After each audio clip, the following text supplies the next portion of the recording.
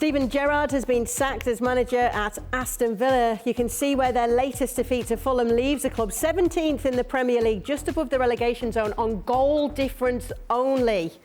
We're now joined by Luis Miguel Echegaray, a lifelong Aston Villa fan. What are your thoughts, Luis? Welcome to the show. Great to have you on. What are your thoughts on Steven Gerrard's sacking? Kay, you didn't have to remind me that I'm a lifelong Villa fan. Depression has set in.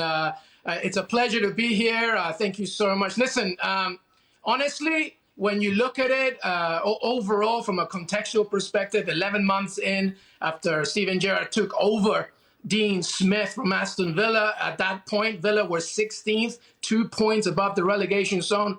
Fast forward to now, and look what we have here, 17th, even with Wolves. And Villa fans, to be honest with you, have not seen any kind of development, any kind of success under Steven Gerrard. I do want to make something clear, though, before we continue, though. I do feel, though, that, of course, all the arrows point to the former Liverpool captain, but really, this is also about Christian Purslow and Johan Lange and how a lot of money was spent, 50 million this summer, including, of course, the permanent recruitment of Felipe Coutinho, Diego Carlos, Bouba Kamara, and it just hasn't been good enough. I mean, I believe it's 2 wins so far. Creatively in the final third, it's an absolute mess. Where do I go on, my friend? Kay, it's just a mess. It's an absolute mess. And the answer is yes, Steven Gerrard should have left a while ago. But it's not just about him. It's about everybody else above him as well. Right time for them to get rid of Gerrard? Well, it's a harsh business, isn't it? And Villa have tasted the Championship not too long ago and don't want to do it again. I mean, where do you start? You know, Diego Carlos, I think, has played 2 games. Digne's been out. Boubacar Kamara has been injured. Watkins and Ings can't buy a goal. Tyrone Mings, he fell out with him. He comes back in. He can't head the ball in the right direction at the weekend. That costs a goal. Coutinho comes in. 19 league games last year. Rejuvenated. 5 goals. Seen nothing from him this year. The list is endless, and when you put all those things together, all those problems, both injuries, form, money spent, possession in the league table, it's a hard argument to make to give him another 5 or 6 games. So let's take a look at the odds for the next manager who would be coming in. There's maybe some wishful thinking in some departments, if reports are to be believed. Mauricio Pochettino's name's in there, Sean Dyche, Thomas Frank, Unai Emery and Ruben Amorim. Who do you want to see come in, Luis?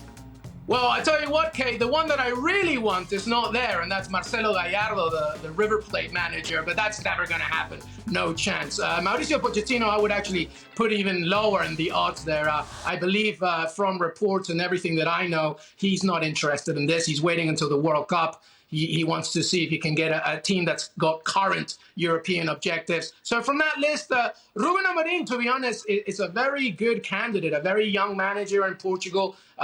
Sporting Lisbon have not started well this season, but last season he took them to the first Premier League, I'm sorry, we're talking about England so much, the first Portuguese league title in almost 20 years. He plays some really attractive 3-4-3 football. I would love to see him. Sean Dyche, I mean, he performed miracles with Burnley. They didn't give him anything, and look what he's done. But I would like Ruben Amorim, but Marcelo Gallardo, my God, he would be an absolute dream to have.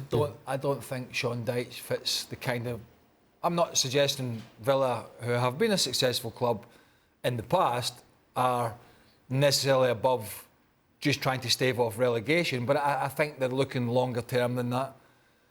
I think it's just a shame for Villa that Thomas Tuchel imploded for him when it did, and Potter went to Chelsea, because I think Graham Potter, for a club like Villa, would have been a great long-term vision.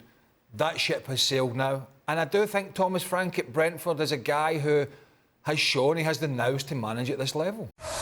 Thanks so much for watching ESPN on YouTube. And for more sports highlights and analysis, be sure to download the ESPN app. And for premium content and live streaming, subscribe to ESPN+.